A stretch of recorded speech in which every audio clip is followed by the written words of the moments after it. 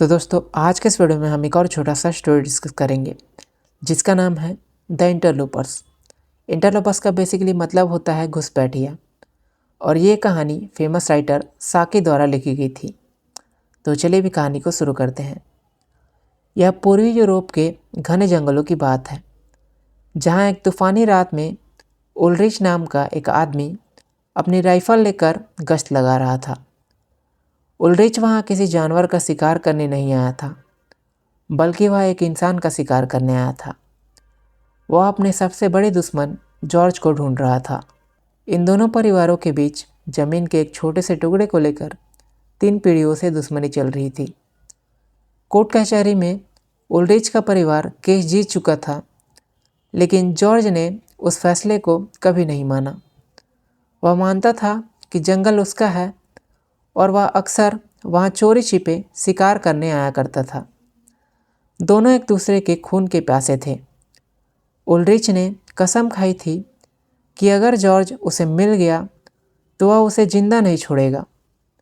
हवा बहुत तेज चल रही थी, बिजली कड़क रही थी और जंगल में एक अजीब सी दहशत थी। अचानक एक विशाल पेड़ के पीछे उल्रिच की नज़र जॉर्ज पर पड़ी। दोनों एक दूसरे के आमने सामने थे। ना कोई शब्द, ना कोई चेतावनी। दोनों के दिलों में नफरत थी और हाथों में राइफल। दोनों ने अपनी उंगलियां ट्रिगर पर रखी थी। बस एक पल की देरी थी कि कौन पहले गोली चलाएगा। लेकिन इससे पहले कि कोई ट्रिगर दबा पाता, कुदरत ने अपना खेल खेल दिया। आसमान से एक तेज बिजली कड़की और जिस बड़े से पेड़ के नीचे वे खड़े थे वह टूटकर सीधा उन दोनों के ऊपर आ गिरी। सब कुछ एक सेकंड में हो गया। उल्रिच और जॉर्ज दोनों उस भारी पेड़ के नीचे बुरी तरह दब गए। उल्रिच का एक हाथ फंसा हुआ था और जॉर्ज का पूरा शरीर डालियों में जकड़ा हुआ था। दोनों घायल थे, खून बह रहा था और हिलना भी नामुमकिन था। शुरुआत में तो दोनों ने अपनी नफरत नहीं छोड़ी। उस दर्द में भी जॉर्ज ने ताना मारा, तो फंस गए ना, मैंने कहा था कि यह जंगल मेरा है। थोड़ी देर रुको, मेरे आदमी पीछे आ रहे हैं। जब वे मुझे निकालेंगे तो वे वही करेंगे जो मैं करना चाहता था, तुम्हें ख़त्म कर देंगे। उल्रिच ने भी दर्द में कराहते हुए जवाब दिया, गलतफहमी में मत रहो, मेरे गार्ड्स भी जंगल में हैं। वे पहले पहुंचेंगे और जब वे मुझे निकालेंगे तो तुम्हें इस पेड़ के नीचे ही छोड़ देंगे मरने के लिए। दोनों एक दूसरे को धमकियां देते रहे, लेकिन वक्त बीतता गया, तूफान और तेज हो गया। कोई मदद नहीं आई। ठंडी बढ़ने लगी और उनका खून बह रहा था। उल्रिच ने बहुत मुश्किल से अपनी जेब से शराब की एक छोटी सी बोतल निकाली। उसने एक घूंट पिया, जिसे थोड़ी गर्मी मिली। उसने देखा कि उसका दुश्मन जॉर्ज दर्द से तड़प रहा है और उसके होंठ सूख गए हैं। अचानक उल्रिच के मन में कुछ बदला। शायद मौत को इतने करीब देखकर उसकी नफरत पिघल गई। उसने बोतल जॉर्ज की तरफ बढ़ाने की कोशिश की और कहा, मेरे पास पहुंचने की ताकत नहीं है, लेकिन अगर तुम इसे ले सको तो पी लो। हम दोनों यहाँ मर रहे हैं, ऐसे में नफरत का क्या फ़ायदा। जॉर्ज पहले चुप रहा, फिर उसने उल्चेर की आंखों में देखा।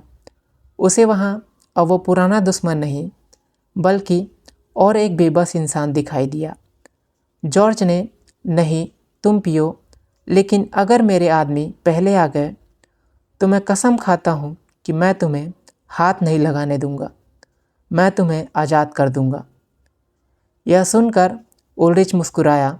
उसने कहा, जॉर्ज, हम पूरी ज़िंदगी पागलों की तरह लड़ते रहे। अगर हम आज यहाँ से जिंदा वापस चले गए तो हम शहर जाकर सबको चौंका देंगे। हम दोस्त बनकर जिएंगे, क्या कहते हो? जॉर्ज भी मुस्कुराया, हाँ, यह सही रहेगा। लोग क्या सोचेंगे जब उल्रिच और जॉर्ज एक साथ खाना खाएंगे? ठीक है दोस्त, आज से दुश्मनी खत्म। उस भयानक तूफानी रात में उस गिरे हुए पेड़ के नीचे 2 जानी दुश्मन के बीच सलाह हो गई। वे अब प्रार्थना कर रहे थे कि किसी के भी आदमी आए, चाहे उल्ड्रिच या जॉर्ज के, ताकि वे दोनों बच सके और अपनी नई दोस्ती की शुरुआत कर सके। तभी वहाँ के झोंके के बीच उन्हें कुछ आवाज़ें सुनाई दी। सुनो, उल्ड्रिच चिल्लाया, वे आ रहे हैं, मुझे कदमों की आवाज़ सुनाई दे रही है। जॉर्ज ने भी कान लगाए। हाँ, वे पहाड़ी से नीचे आ रहे हैं। कितने लोग हैं? उल्ड्रिच ने अपनी धुंधली आंखों से अंधेरे में देखने की कोशिश की। करीब 7-8 लोग हैं, वे दौड़ते हुए आ रहे हैं। जॉर्ज ने खुशी से चिल्लाया, वे मेरे आदमी होंगे, आवाज़ दो उन्हें, चिल्लाओ। दोनों ने अपनी बची खुची ताकत लगाकर मदद के लिए आवाज़ लगाई। इधर आओ, हम यहाँ हैं, मदद करो। वे आकृतियाँ तेज़ी से उनके पास आ रही थीं। उल्ड्रिच ने उन्हें ध्यान से देखा और अचानक उसकी आवाज़ बंद हो गई। उसका चेहरा डर से सफ़ेद पड़ गया। जॉर्ज ने पूछा, क्या हुआ? वे मेरे आदमी हैं, है ना? उल्ड्रिच ने कांपती हुई आवाज़ में, हंसते हुए और रोते हुए कहा, नहीं, वे इंसान नहीं हैं। जॉर्ज ने घबरा कर पूछा, फिर कौन है वो? उल्ड्रिच ने अपनी आखिरी सांस लेते हुए बस एक शब्द कहा, भेड़िए। और ये कहानी यहीं पर ख़त्म हो जाती है। उनकी दोस्ती, उनकी सुलह और उनका नया जीवन शुरू होने से पहले ही ख़त्म हो गया। जिस जंगल पर वे हक जता रहे थे, उस जंगल के असली मालिकों ने अपना फ़ैसला सुना दिया और इसी के साथ ये कहानी यहीं पर एंड हो जाती है। आई होप कि आपको ये स्टोरी पसंद आई होगी। मिलते हैं किसी नेक्स्ट स्टोरी के साथ नए वीडियो में।